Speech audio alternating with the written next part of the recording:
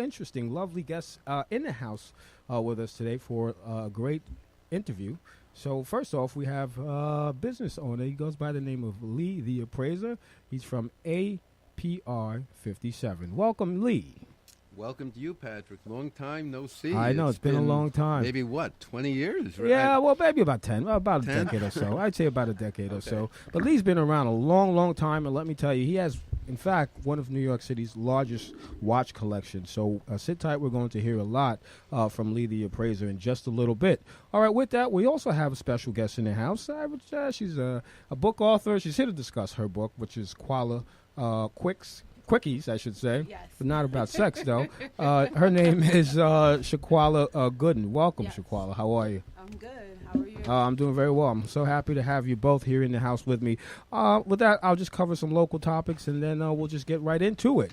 Also, folks, if you'd like to call in with your New York moments, thoughts, or opinions, please call 646-690-2976. 646-690-2976. Please call in to chirp about it, and we sure have a full panel, so please call in to ask any questions if you have any for our guests. If they want to call and Oh, ask for anything appraisal. Go ahead, Lee. that you guys may want to have evaluated, know what it's worth, market value, anything about that whatsoever, you can give us a call. I'm here today. Anything sports-related, baseball cards, memorabilia, autographs, rare watches, antiques, Fine arts, paintings, anything that you may have. Name it. We have the man, Lee, the Okay. appraiser, right here in the house with us at City World Radio. So please call in, 646-690-2976. Call in. We'd love to hear from you. All right, with that, I have to say, I will not pretend this evening. I had a horrible beginning of my day. Really did. I witnessed something today that I never could even imagine. I won't go into the graphics, but it was bad. All right? Someone is no longer with us, and I just stumbled upon a body, in my office stairwell. So I'm just going to say that it's not a pretty sight whatsoever. So my condolences go out to this man's family. I did not know who he is or who he was. I don't know whether he's a good man or bad man. It doesn't matter. My heart still goes out to his relatives. So I just like to say that. With that, and I know I'm happy that you're here, Shaquala, because you have, in fact, I've read some of your quickies. So there are a few of them are very inspirational and motivational. So Thank you. I'm glad that you're here, and you can probably just, cheer me up a little bit, which I am already. I would love to. cheered up. All right, so let's go right into our local topics. Shout out number one, it's June, okay? So that means it's World Pride Month. All right, so shout out to all, my respects again, shout out to all LGBTQ community, all right, around in New York City and throughout the world. If we all recall, Ori, June 30th, Happens to be my birthday, by the way. Were you born in 1969? A few months after. June 30th this year will mark the 50th anniversary of the Stonewall in riot that was in the West Village. So again, shout out to it's World Pride Month. So let's all come together in some way. We should. Okay. MTA has a new payment system. I don't know if you all heard about this. There was a pilot that started. They started a pilot on Friday, this past Friday. Yes. And they had at least 6,000 people tap into the new system. And what it is, it's actually called Tap and Go, where you can tap your debit card, or your credit card, your Google Pay, whatever it is. This is a new way that they'll be accepting your payments to get into past the turnstile on the New York City transit system. So that's pretty cool. I'm not really a big fan of tapping my credit cards or my debit cards in public all day long, but I don't know. That's something. I guess it'll take some getting used to. What do you say, Shaquan? No. But so far, so good. Next thing you know, I tap it, and then I see 4 more transactions in Applebee's. Well, we're living in a world of hacking, so I'm not really a big fan of that, but it is what it is. Interesting story. I just read a headline. Well, Tracy Morgan, actor, comedian Tracy Morgan, just got into an accident. Another accident. Another car accident? Yeah, somewhere in Midtown. He just, I guess, drove off the lot with a brand new white cream if that makes any sense. Bugatti cost him $2 million. $2 million, and he crashed it. Well, I don't know if he crashed it. Someone crashed into him, Honda Accord, whatever it is. 5 years ago, he had a friend. There was this big accident that he was in 5 years ago. It was a Walmart truck that hit the car he was in, the vehicle he was in, and his friend passed away 5 years ago. And then now again, this man is in some kind of auto collision again. So you know what? I got to say something. I got to chirp about something, Tracy. Stay off the roads, all right? Take the train. Take the train. Take the train. It's getting better, by the way. Shout out to Andy Byford, who's head of MTA, New York City Transit. The trains are somewhat getting better. So that's my stuff, all right? So one more other topic, coffee, There's a new study from a university in London who says, having up to 25 cups of coffee isn't harmful. Lee, what do you say about that? In how long a period? Are we talking about an hour or a day or a year? That's a good point. But that's what the studies show, and I find that to be because most people say coffee isn't good for it's not good for the body, not good for the heart, not good for your system. So this study, well, that might be a questionable study because last I checked, they drink tea in London. Well, there we go. Yeah, that's right. By the way, we have the leader of the free world who is in London and Britain right now, meeting with the Queen. I guess having tea with the Queen or what have you. Speaking of tea in London, Ori. So that's always nice to. I like when two countries come together and get together. So I'm gonna leave it at that. I always want to be positive on the show, the best way I can. Okay? If you're reading between the lines. All right, with that, you know what? I think that is my local topic, unless anyone here on the panel would like to add something on about this great, wonderful city. Wanted to speak to Lee about his appraisal ability. I have a stepson that's 6 years old. He's half Latino, half African American. How much can I get for him? Hold on, don't answer that. We're going to take a commercial. I'll be right back with Lee's answer. Body hair problems, the usual suspects? Underarms, legs, bikini lines, chest, and back hair? It's time to do something about it. Bear Hair Laser Removal Specialist is the right call. Call them now for a free consultation at 646-462-3235. They're waiting on your call. Call. Set up an appointment at this nominated top provider in skin treatments. Located in Hell's Kitchen at 503 West 51st Street off 10th Avenue in New York City. And open 7 days. They also do skin contouring and tightening, all skin colors, waxing, eyelash extensions, lifting, curls, and tinting. They also offer advanced facial treatments. Using the latest technology, Bear Hair Removal Specialist is the best. Call them today at 646-462-3235 or visit them online at bearbody.com. That's bear, B-A-I-R-E, body.com. You'll be glad you did. Mention Chirp About It Live and get up to 25% off most procedures. 646-462-3235 or bearbody.com. All right, you heard it. Bearbody.com, great hair removal company. Please check them out. All right, with that, we're just going to get right into our guests. All right, we have, again, Lee, the appraiser from APR 57. Welcome, Lee. Thank you very much, Patrick. A pleasure to be here. All right, good. So we're going to discuss your appraisal business. That's what you do. That's what you've been doing for many, many years. In fact, I believe your family was in that line of business. Not quite, but my father did give me a start. So I had an uncle. I'm originally from Minneapolis. Okay. And my uncle was a fourth-generation used car parts dealer. So he had a small town in Osseo, Minnesota, that was, and he's turned this business of car parts into specialty of used car parts for foreign vehicles. So and he did that in about the 1960s.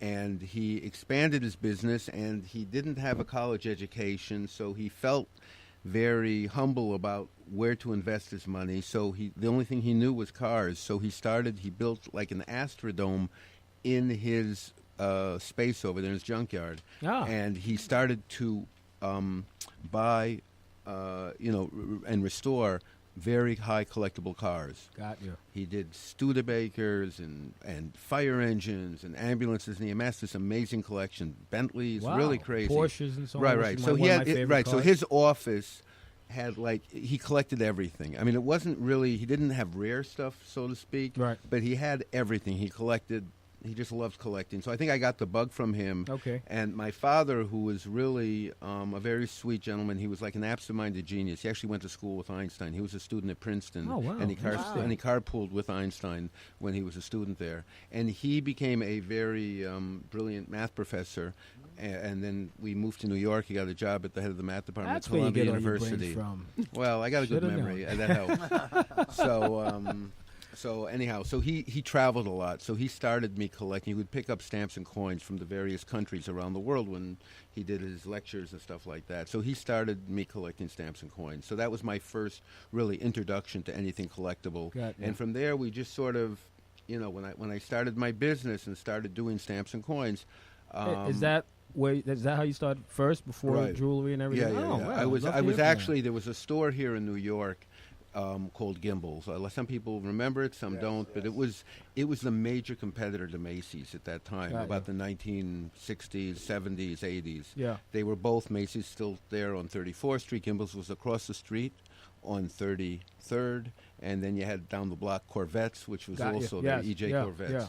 But Gimbels and Macy's were the two major chain stores. And the gentleman that I worked for, his name was Mr. Minkus, Jacques Minkus, and he was an immigrant from Germany, and he came over. His brother was a publisher in Europe, and he came here, and he's a very clever guy, and he went to Gimbels and said, "Here, guys, you know what? I can give you something that Macy's can't deliver. Got it. I will establish for you the largest stamp and coin department in the world."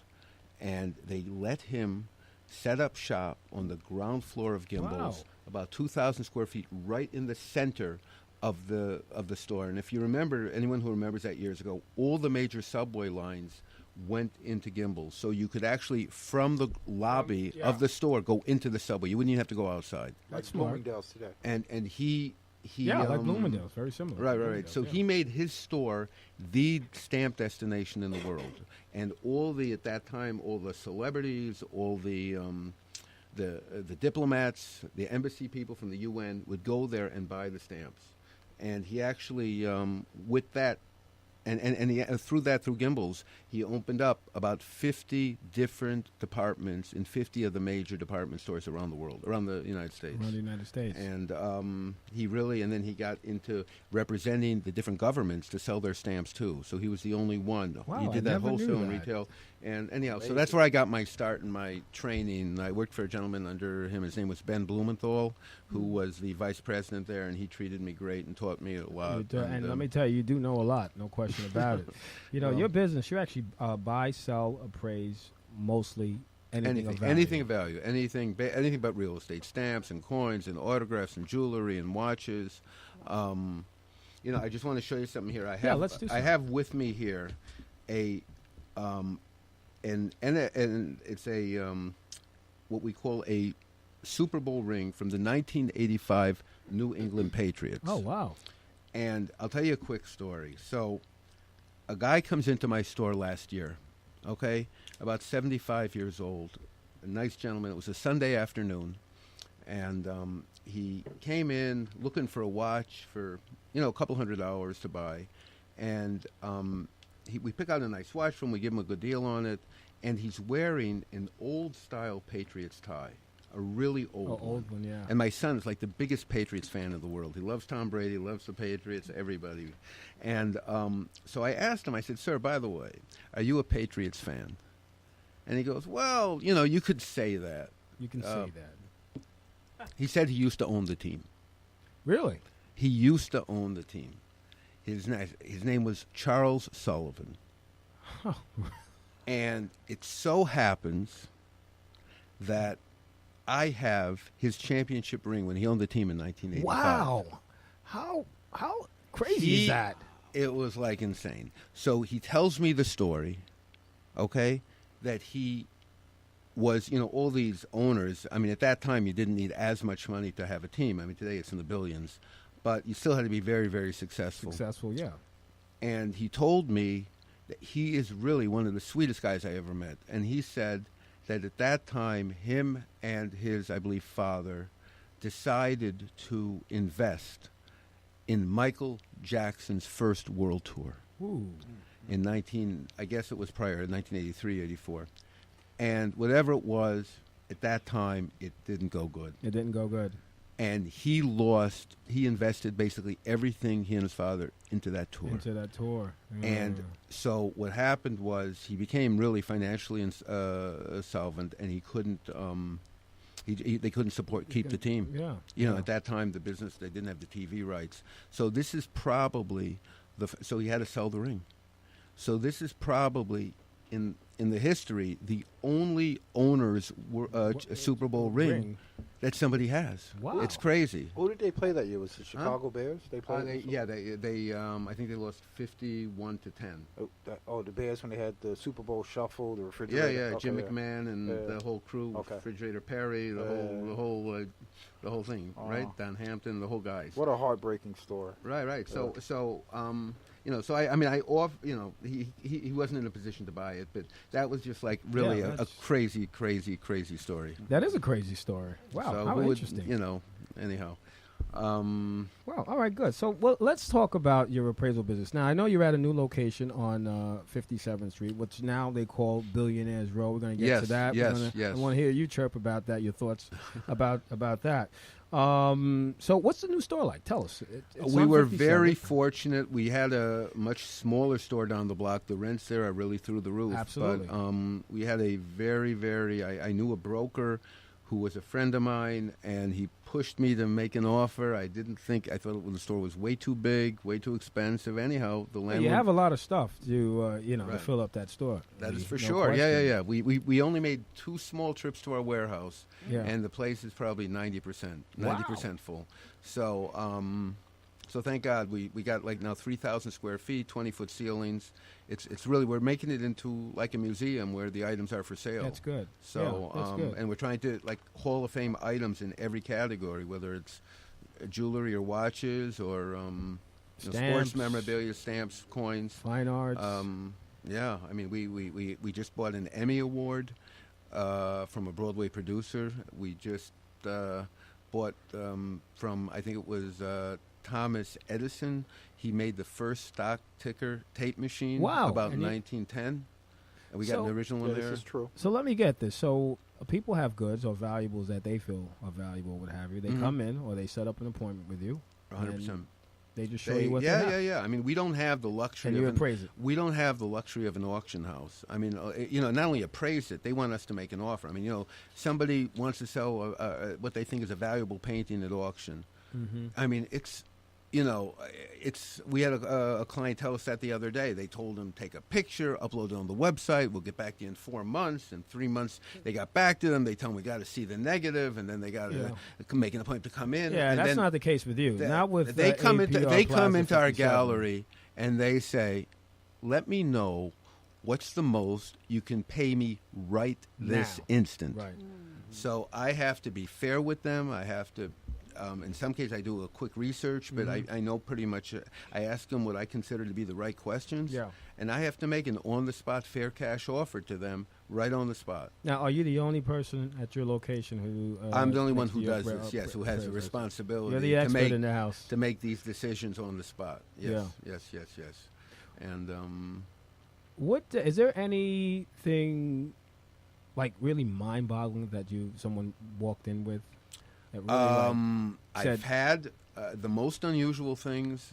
I've had actually people come in with original shrunken heads.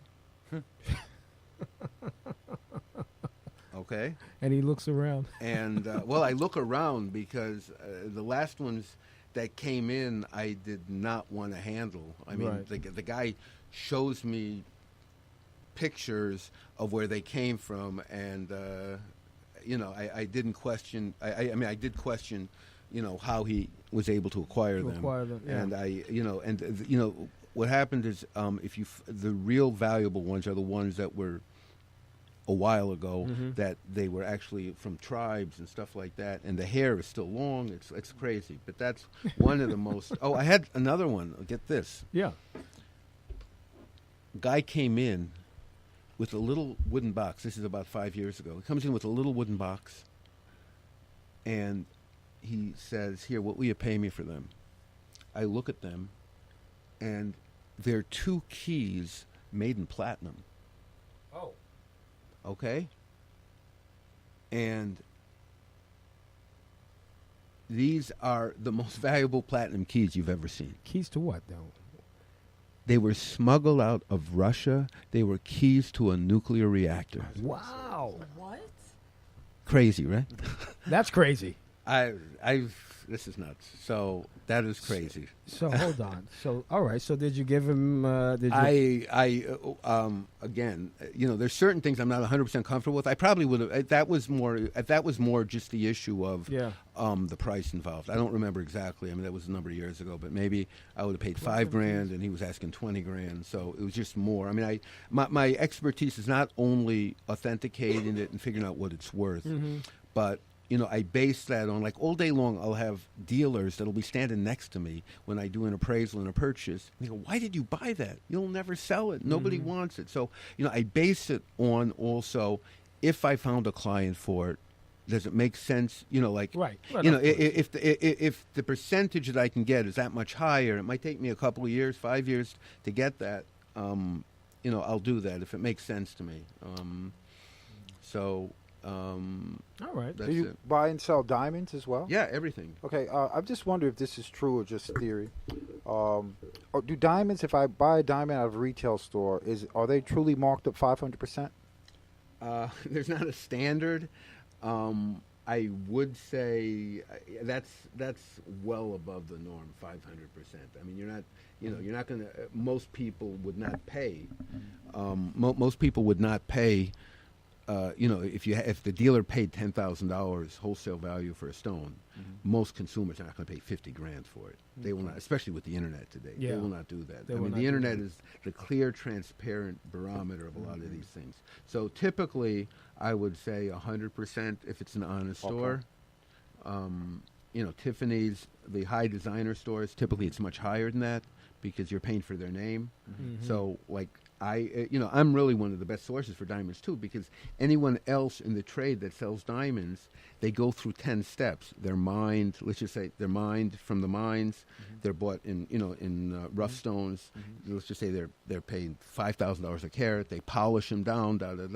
They go through another thing. They're now $10,000 wholesale, and then they trade to the distributor $12,000, $15,000, et cetera, and then they end up in the store for $30,000 or $40,000. Yeah, if you came to me, I will buy that stone, and I'll buy it at fair market value. I might pay $6,000, and I'll sell it for $7,500. Okay. So you get rid of all this other markups that are just ridiculous. Ridiculous. Yeah. And there's and diamonds. First of all, there's no difference between a new and an old diamond. And secondly, people like antique things. I mean, I always antique. Go for the antique, the more unusual, the rare, whether it's watches or jewelry. My next question is, what's your take? Well, now I do have an idea from the new model watches, any brand, and the old model watches. Right. Let's talk about Cartier, because I think now they're making, in my opinion, ugly watches. They're making these bulky. Right. Not as elegant as they usually were back in the 80s. Right. All the manufacturers of current watches, their first thing is, what do we think is going to sell? That is their mentality. They hire somebody, make us a watch that's going to sell. Yeah. It's not what's nice, classy, discreet. Cartier was always known as the classic, simple, like a Patek Philippe. Simple, understated, a guy can wear to work. Nobody's going to, just simple understated, everything like that. But today it's all the bigger the better. The bigger the better. It's crazy. Like the Big Bang from Hublot. Right. Or the Audemars Piguet watch. I mean, they're very popular. I sell a lot of them. I get a lot of requests on that. The offshore, they call it the offshore chronograph. Yeah. And the prices are typically, they start at retail $30,000. It's insane. What's the thing about women buying men's watches? I don't get that. Because I've noticed. That's the thing now. Right. So typically all fashion requests and start up in Europe. That's really, Italy, France, England. That's where that's even today. That's where the fashion trends start. So I would say 15 years ago, women started wearing the men's Rolex watches. Yes, I've noticed that. That was 15 years ago. I think it's horrible. But that's 15 years. That's when the women's watches, that's when the men's watches were much smaller than they were today. So then what happened is the manufacturer said, wait a second, if the women are buying the men's watches, we got to make the men's watches bigger, so the men are not going to buy women's watches. Gotcha. So they started making them big, and now they're humongous. Yeah. But And if memory serves me correct, the history of the wristwatch was always designed for the women. And I believe the first person to wear a watch was the actor Valentino. He wore a wristwatch in the film. Men carried timepieces out of their pocket, so the wristwatch was always intended for a woman's market. Somehow it transcended to a men's market as time progressed. I'm not 100% sure with that. I will tell you that my experience is, I mean, we have a collection of 30,000 watches. My experience is that the older watches in the early 1900s and up to about up to the 1950s, all the men's watches were made very small, as a general rule, very small. I mean, they would be considered small women's watches today. All the men's watches up until about 1950s.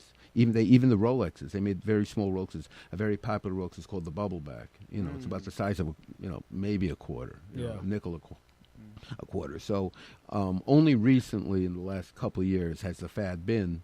What happened was a couple manufacturers made extremely big watches, and then everyone else sort of just jumped on the back. Yeah, they're just trying to please the market. Right, That's mainly it. All right, I have another question for you before we take a break. The Internet. How is the Internet affecting your business, or has affected your business? Well, I will tell you, it has affected most retail businesses tremendously. Absolutely. Tremendously. I mean, you walk down 7th Avenue, half the stores are vacant. Gone, yeah. You hear 5th Avenue, a lot of the big Tommy Hilfiger, a lot of these places are going out. They just can't afford. Even the big Tommy Hilfiger. Unbelievable. A lot of the stores up and down 5th Avenue are, it's not that business is bad. They just can't afford these ridiculous rents. Yeah. So a lot of stores in New York, the retail business is closed. Now, again, we have a very, very unique market niche. We provide a service. We buy, sell, and appraise anything of value immediately. Somebody wants a fair price. They want their items evaluated, appraised. That's one service we offer. The other is, of course, we repair and fix and clean all these watches. And the other is that if somebody wants something, we have a big inventory. We pretty much have it in stock. They can look at it. They can try it on. They get a lifetime guarantee.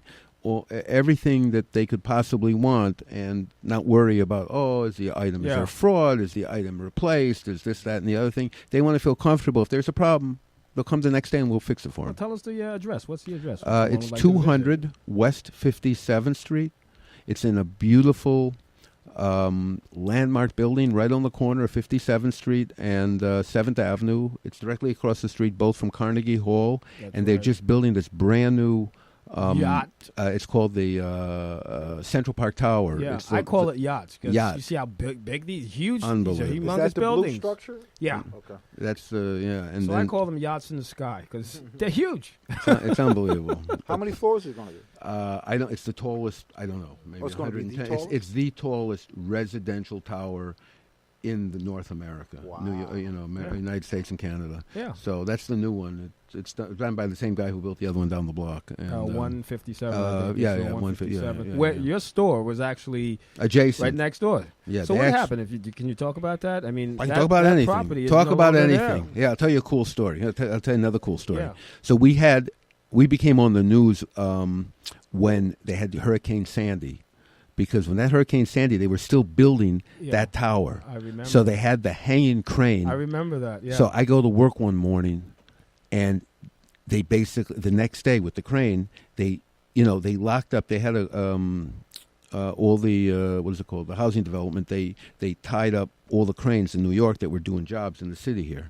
And that big wind blew the crane loose. No, I remember. So it was dangling there, okay? So two stories here quickly. So so I was closed. They closed my store that whole block. Yeah, I remember. For about a week. Mm-hmm. Okay, so what happened was one of the owners of one of the construction companies came over to me a couple of weeks later, and he told me exactly what happened. Because why would they have to close the whole block down? They closed actually 2-block radius. Yeah. So he tells me what happened. He says the city didn't want to let this out, but Con Ed had a major electrical generators under the floor there, right adjacent to the building. So they were afraid if the crane fell, it could make a big explosion with the generators. Yeah. So that wasn't public. And he also told me what happened was that they had to get visuals of what was going on there, right? You had the head in the city, the top engineers, the people from the city department, the people from the building that owned the building, the top, architects, engineers. So they had to see what was actually happening there in order for them to fix this hanging crane. Yeah. So he tells me they hired a company. There's only one race that's not afraid of heights. Indian. Huh? Indian. You got it. Indian. Native American Indians are the only race in general that's not afraid of heights. So they sent one of the guys up there with a camera stuck on his head, like a helmet, and he maybe climbed there 120 stories, and he's dangling with this thing right next to him, giving him all the angles that they could actually do that. Isn't that cool? Ain't that's a great story. Two great stories right away. I love it. All right, we're going to take a break. Folks, that was Lee the Appraiser from APR 57. I have to get used to that because I'm so used to Plaza Galleries. That's fine. But I'll get it. So we'll be right back in just a little bit. Sit tight. Hi, folks. This is Ed Lemo. Who is Ed Lemo and why should I listen? Ed Lemo is an attorney that is unique in that he gives consumers good, solid information about the law that will help protect them against irresponsible drivers, landowners, and doctors and hospitals who are negligent and cause you harm. Ed Lemo has been representing individuals against insurance companies since 1984. Ed Lemo limits his practice to accident, injury, and medical malpractice claims. You can find out more about me at my website at www.lemolaw.com. That's www.lemolaw.com, or you can reach me at 646-522-9082. So if you're injured in an accident or a victim of malpractice and you need a trial attorney who has experience in the courtroom and gets results, call Ed Lemo at 646-522-9082, or you can reach me at edwardlemo@yahoo.com. Or you can go to my website for further information, www.lemolaw.com. You'll be glad you did. Thank you. All right, great personal injury attorney. Please check him out, Edward Lemo, lemolaw.com. Also, this show is brought to you by Chirping Chicken. So please, for tonight's meal, go onto their website, download their app for a 5% discount, chirpingchickens.com. Just mention the show, Chirp About It. Actually, in fact, tell them I chirped about it on my show. All right, for a huge discount. We're also brought to you by Accordia Shipping. For all of your shipping needs, please go on to accordiashipping.com. They ship anywhere from a pencil to cars to containers to even coffins, all right? Accordia Shipping. All right, Lee, why don't you, before I switch over to Shaquela, why don't you tell the public how to find you, your website, email, and everything else that they should know. Okay, so if anyone wants to have anything they own appraised or want to find out what it's worth or what the market value is or they want to sell it, any questions at all regarding paintings, vintage watches, new watches, art, antiques, jewelry, autographs, Tiffany lamps, sculptures, whatever it is, they can call us at 917-439-9610. That's 917-439-9610. They can even text us at that number if they have some pictures they want to send us, or they can email us at info, or Lee at APR as appraisals. That's APR57.com. And if they want to see us in person, if they want to bring anything, we're open 6 days a week except for Saturday from 9 to 6. The address is 200 West 57th Street. That's 200 West 57th. We're across the street from Carnegie Hall, and it's right on the corner of 57th Street and 7th Avenue, and they can take a tour of our brand-new 3,000-foot gallery. Our staff would be happy to help them, answer any questions, show them any items that they'd like, free estimates on watches, repairs, jewelry, whatever they want, trade-ins. We'll be happy to help them. All right, there you have it. He chirped about it, folks. You can't say he didn't. All right, so that's it. Lee the Appraiser. Please check him out. Okay, with that, we have a fine, beautiful young lady in the house. She goes by the name of Shaquela Gooden. All right, you're an author. You have a new book that's coming out, or in fact, maybe out right now. I'm not quite sure, but I did read about it and I looked it up, and I have some quickies that I'd like to discuss with you. Yeah. Oh yeah. So it's called Quaila Quickies. All right, it's Koala. it's Koala. Koala Quickies. Koala Quickies. All right, that flows better. Koala Quickies, and it's a quick guide to life, love, and everything in between. Yes. Yeah, baby. Yes, I yes, like yes. that. So let's talk about koalas, quickies. And it ain't about sex, folks. Well, maybe a little bit. No, a little bit. Well, welcome to Chirp About It, young lady. Thank you. I'm happy to be here. Thank you so much for having me. Oh, please, yeah. This is an my amazing pleasure. show, Lee. So I really would love to hear you answer his William question. William, what was your question? No, I don't think Lee could have praised that one. I respect his business sense, but Well, everything, really depends on condition. Okay? That's right. Age and condition. Okay? well said. That's a great answer, huh? It's true. So we'd have to see him. He sounds pretty unique. Okay? Because depending sure- on what price you give him, I have a child that I've been trying to sell her for 18 years. So you For never 18 know. years. But when somebody brings me in something they've had for many years in the family and it's not worth much, I typically tell them it has much more sentimental value. Yeah, Okay. I like that. And than market value. So, okay? All right, Shaquila. Now, I'm going to start with heritage because you come from deep heritage. Yes. And after doing my research, you come from a West Indian background. Your Yes. parents, family from Trinidad. So let's start with your heritage because I think that's what leads into you and your Yeah. story. So tell us about yourself. So originally my father's from Trinidad, my mom is African American, and I am the first generation born here. Well, me and my aunt actually, we're 2 years apart.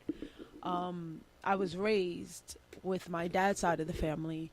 That time my mom was an addict, and so for me it was, growing up in a household and learning the Trinidadian culture and just being embraced and loved, and everything about it is amazing. Yeah. And Can't leave out the food. yeah, oh my God, the food. And the calypso. food, the food. Can we take a moment for the food, though? Yeah, let's take a moment for the food.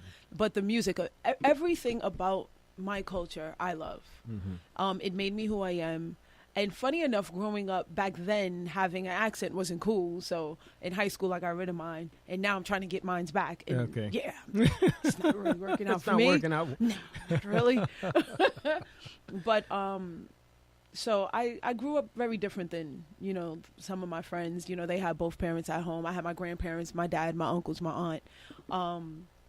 But honestly, it just gave me character. I hear You know, I hear you. like everybody may have had their mother and father. I had this whole big family, Right. and at 8, I was reintroduced to my mom, and then I found out I had sisters, and it was just like this whole lifetime Oprah special I got that you. happened, and yeah, now I'm here. Now you're here. All right, so let's discuss your book. Yes. Okay. So tell us about Koalas Quickies. And Yes. why the name? Well, obviously, I'm sure it ties into your name. Mm-hmm. Quickies, though. Okay. So just to give a little backstory, I was in like a 9-year domestic violence relationship. And in that relationship, it taught me everything everything that I needed to know about love in life, right? The parts that I was accountable for, understanding that there's different love languages, understanding that everybody perceives things differently. So for me, I took that knowledge and I was on a quest to teach others, like die hard, like this is what love is. Love is unique, love is colorful, there is no right or wrong way to love. right, yeah. Don't walk in with expectation. So Right. people's like, well, Koala, why don't you write about it? And I was like, okay. So before I decided to write about it, I had went on Street Market Radio, and I had an online talk show, which was called No Rules Allowed, because I felt like it was important to, if you're going to be in a relationship, start with no rules. Literally walk in with a clean slate. That's your And, advice. right.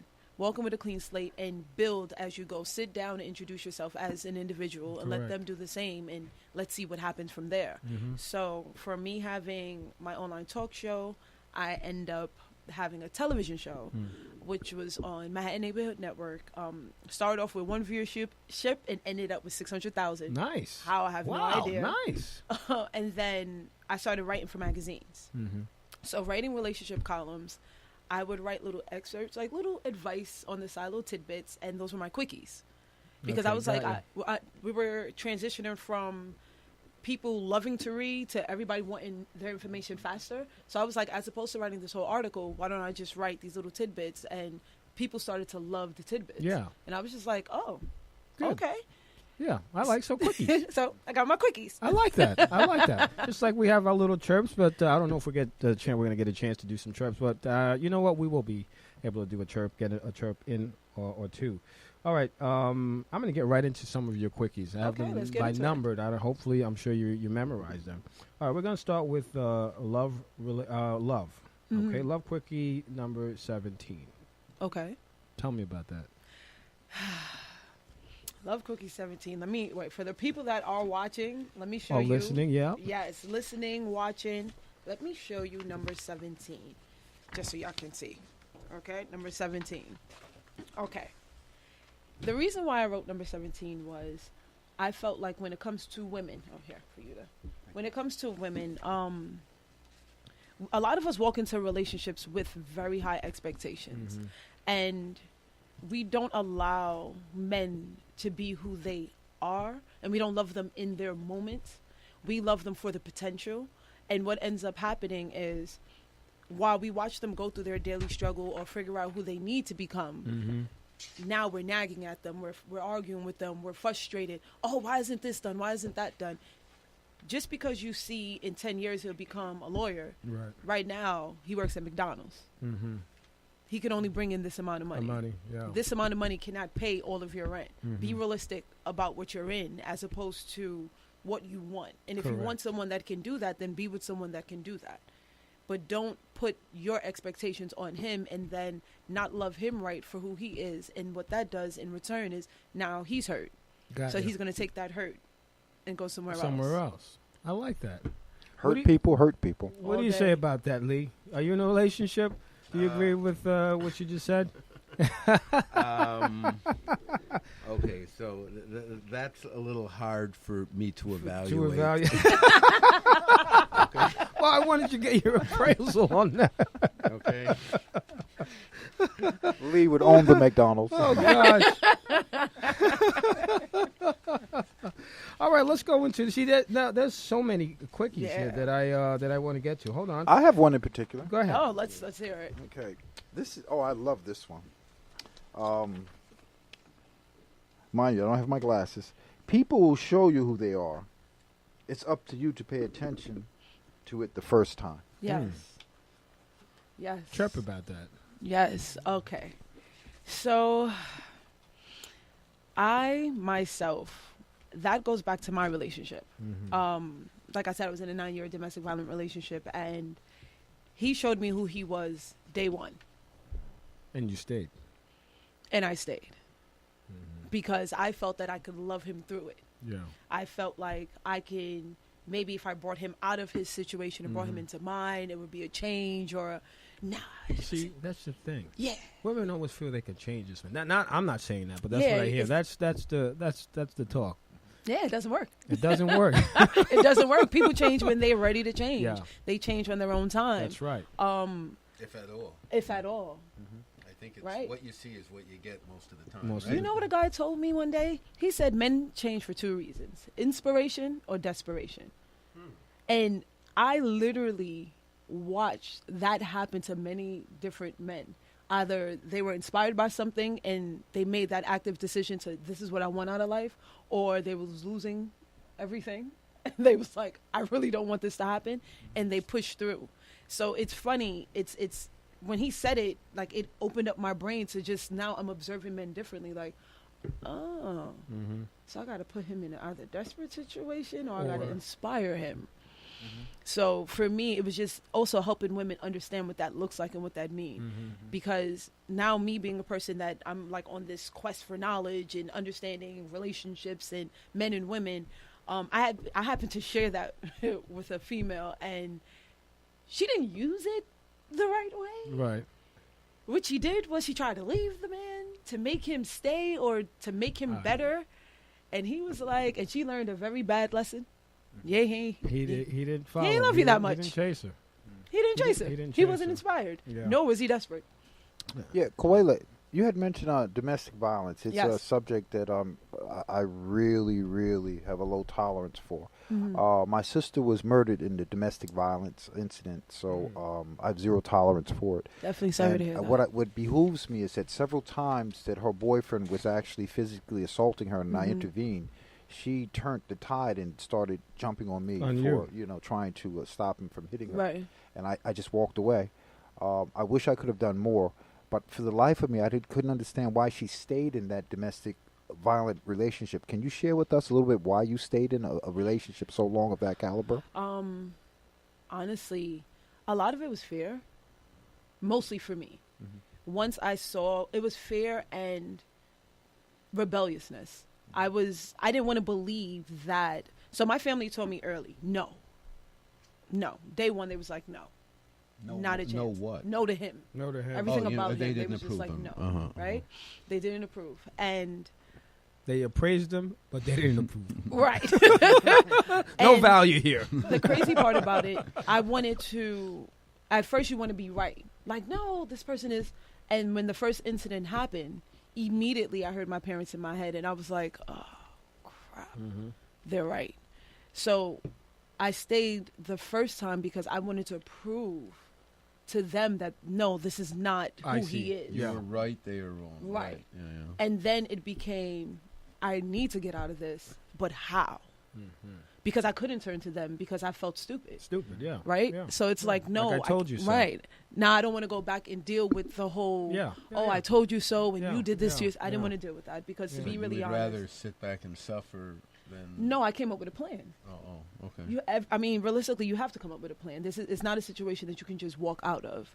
So I came up with an exit strategy, and it didn't necessarily work out the way it worked out for the first day or two, but then the person came to my job to shoot me in the head. But Are you I'm serious? here, so it didn't work out that way. But I mean, Wow. I'm not in that relationship anymore. I'm in a whole nother place, and Well, God bless you, young lady. thank you.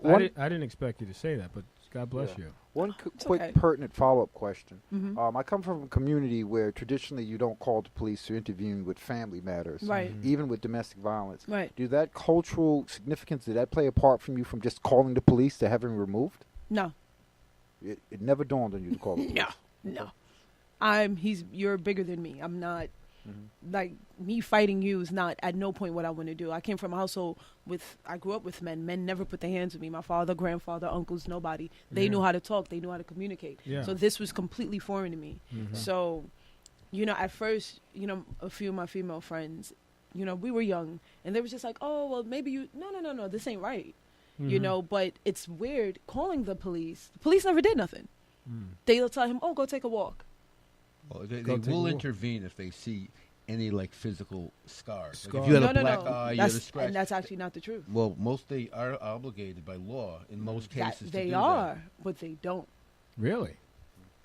Every time that I've called, I had physical that. proof. Like wounds or whatever. Yeah, And what they would tell him is take a walk. Oh, she'll let you back in, take a walk. So Okay. because by law, changing the locks, I had changed the locks once. Mm-hmm. And they told me if I don't give him the key, I'll go to jail. Because his stuff is there. So I can't change the You locks can't on change him. the locks. So I'm like, well, what am I actually supposed to do? Oh, move it to a shelter. That's what they would come to my house and tell me. Oh, move it to a shelter. If it was that serious, you would move into a shelter. Seriously? Yeah, but you turn things around. So I'm gonna get to one other quickie before we. We still have a few. How many more minutes, Jade? A few more. Okay, quickie. It's from chapter 1. Quickie about loving yourself, because I think this is huge. Yes. All right, this is the best part of all, I think. All right, and you say, we need to learn to love ourselves first. Yes. First.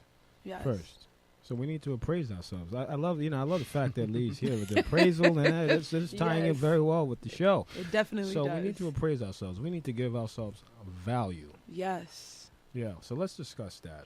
A lot of us go into relationships how do I say this to make it make sense? We go into relationships not complete as a person, looking for other people to fill in voids. That's right. And then when a person falls short, now we feel now we're attacking them and we're mad at them, but we shouldn't have put our worth into their hands in the first place. That's right. You know, if anything, I should love you for who you are, and you should compliment me, and I should compliment you, and it should be a mutual relationship, not you. I'm half full. I'm Right. broken, Right. and it's your job to add tape and add glue and fix me and build me back up. It's not your It's not responsibility. the responsibility. It's not your responsibility. I agree Well with you. said. We need to walk into relationships after you come out of something toxic. Take time to heal. Take time to love yourself again. Take time to find yourself again. And then when you're ready, go into something new. I like that. Yeah. We're going to hit on one other topic. You started a program back in 2012 Yes. called SELF. SELF. Yes. All right. What's that about? The S goes with every letter. It stands for self-empower, self-love, self-first. Gotcha. It's a program that I started to help For women. for teens. It started off with teens? teens Okay, because good. I met my daughter's father when I was 17. So at 17, you know, you look to your friends as a point of reference, and then I realized that's a big problem. There aren't older women that you can come to talk to, That's right. to guide you in terms of understanding who you're, you know, turning into a woman and understanding love. So for me, I was like, it's imperative to create a program where young women can come and talk to us and talk to me and, you know, tell me their day and tell me what's going on, because you can't go home all the time and talk to your parent. That's right. Your parent is tired, they're stressed, they necessarily don't want to hear it. Yeah. So I provided a space where teens came, we felt comfortable, they felt comfortable, we did different activities, I brought different celebrities in, it was amazing. And now I'm back working with kids. And before I'm gonna just rewind a second, well, fast forward and rewind. I'm also in the process of starting a comedy show with this lovely woman named Maria Lowe. It's for women empowerment. Good. So we are literally in the process of creating a comedic, I want to say, play/comedy show / just allowing women to get on stage and tell their truth in whatever art form that looks like. I like that. Can you follow it up with, I understand that you're in a production that should start Monday. Can you tell us a little bit about that? Oh, yes. So I am in a play called Midnight Mugshot that will be at Alvin Ailey City Group Theater. Shout out to Brittany to good. Fly. It's a good Brittany theater. Ray Productions is an amazing production. It's in regards to family, and it's about just the family struggle and how sometimes loving family, sometimes you got to know when to let go. Mm-hmm. Yeah, I say that. Yes. Yeah? Yeah. I can't give too much because then you're not going to come see the play.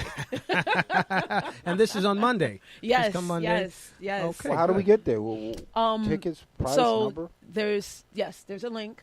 There's a link for the tickets. It's BRP Shows and BRPshows.com, and the tickets are $50. It's Alvin Ailey. Yeah. You know, it's not cheap, It's not unfortunately. cheap. There's no discount tickets. Well, Leah buys all tickets. Right. So, also because I know I have to go really quick, I definitely want to shout out William O'Ray. That's right. William O'Ray has been the backbone behind Koala Quickies and getting me to finally publish this. It's something I wrote coming straight out of that relationship, and William is bringing my baby to life. So thank you, William, and thank y'all. Well, thank you. I'd like to thank you before we close down the show, Shaquala Yes. Gooden. Thank you Yes. for coming on, and you certainly have another invitation. In fact, I have another show, second show on AM 970 on Saturdays, and I'd like you to come on and have a discussion with that audience as well. It's a Oh, I would broader love audience. to. I think your story would do very well. I think people would want to hear from you. Thank you. All right, so I'm going to thank you honored. again for coming on today. And of course, we have Lee, the appraiser, which I tell you, Lee, the appraiser, he was valuable on the show today. Yes, huh? he is. Yes, he We is. remind him of those tickets he's buying for us at the play. Lee, the appraiser from APR 57. Please check him out. Again, call for an appraisal at 917-439-9610. 917-439-9610. So, Lee, I'd like to really thank you for coming on. Patrick, my pleasure. Yeah, you've been very Great seeing you informative, I again. got to tell you. Thank Very, you. very informative. Thank you. So, folks, that was our episode of Chirp About It Live. Hope you enjoyed. We'll be back same time, same place. City Wall Radio, citywallradio.com. Pat Sample. We're out. We all want our kids to grow up safe and healthy, so we show them how. And we tell them with honest conversations that let them know what we expect. That's especially important when it comes to alcohol and other drugs. Kids need to know the dangers and how to avoid them. And when it comes to pain medications, opioids, they need to know that they should never be taken without a prescription and never shared with friends or family. It's dangerous and illegal. So talk with your kids, because when you talk, they hear you. Hi, Grandma. Can Nina come over for dinner? Sure. I've been meaning to ask you, what would happen if someone offered you a drink? Grandma? If anyone ever does, I want you to say, no, I have too much respect for my family and I don't want to get in trouble. I promise, Grandma. They really do hear you. For tips on what to say, visit underagedrinking.samhsa.gov. That's underagedrinking.samhsa.gov. This message brought to you by SAMHSA and this station. Yo, what's going on?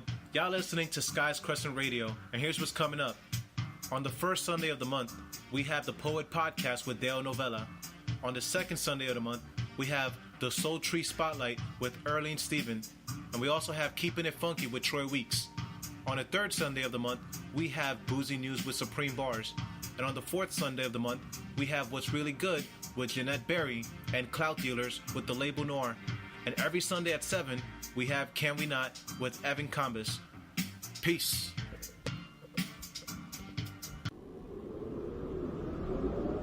It's flu season. You might think you're healthy and don't need a flu shot, but look at it this way. When you get a flu shot, you're protecting not just yourself, but those around you who are vulnerable. A baby, a frail grandparent, a friend in the hospital or nursing home. For them, influenza can be life-threatening. Get a flu shot today. See your doctor or visit mdhflu.com to find a flu clinic near you. This message from the Minnesota Department of Health. Hi, this is Kelsey Grammer. When military service members head into battle, none are expected to face the enemy alone, but many return home and become isolated as they struggle with the visible and invisible wounds of war. It can be difficult knowing how to overcome that challenge and rekindle bonds similar to those formed in the military. Wounded Warrior Project supports these injured veterans through their recoveries by connecting them with fellow warriors and their communities. No one should fight this battle alone. Join us at woundedwarriorproject.org. When it comes to providing guide dogs for people who are blind or visually impaired, one national organization is taking the lead. The Guide Dog Foundation breeds and trains Labradors and Golden Retrievers to help blind and